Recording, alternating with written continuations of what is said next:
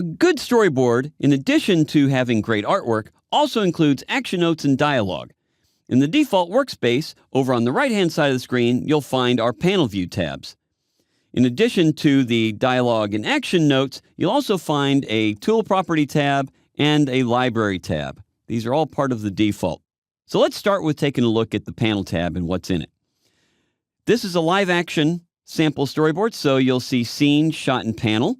You would not see a shot line if we were doing an animation. You'll also see the duration. This is minutes, seconds, and frames, and I can actually edit the length of this shot simply by using these up and down arrows. And it tells me right next to it how many total frames it is. I can also add voice annotations to a panel. If I'm giving notes to another story artist, I can record myself how to do it. We'll cover the details on voice annotations in another video. There's also preset boxes here for dialogue, action, slugging, which means timing notes, or just general notes. I can adjust the size of these panels by using this little icon here. Every time I click it, it'll get bigger. Then it collapses completely, and it comes back to a smaller size. Or I can click on the bottom, and I can drag it to be as big or as small as I want. Let's expand these back again. There we go.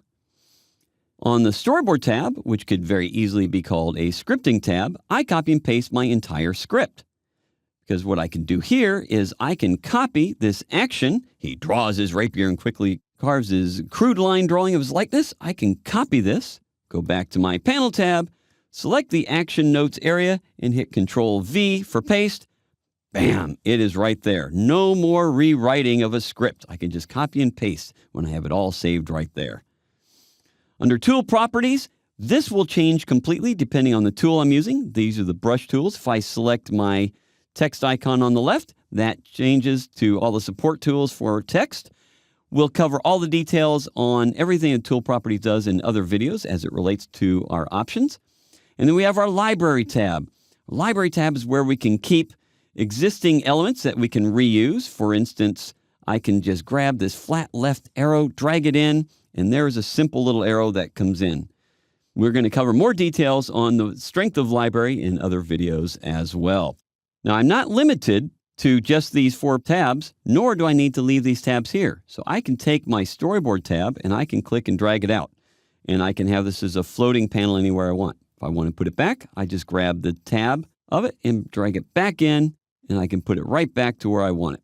I can also add other tabs. So for instance, I can go to my Windows drop-down. Let's grab my PDF export. It opens up as a floating window. I can grab the tab from PDF export and drag it over, and it snaps right in with the others. If I don't like the way this is turning out, I can also very quickly go back to my default by going to my Windows drop-down menu and right down on the bottom, Restore Default Workspace. And just like that, your default layout is back to where we began. You'll notice that we now only have 4 tabs back up here in our panel view again. And you'll find that you're going to be using all these tabs for panel view quite a bit as you work. It is a really intuitive interface.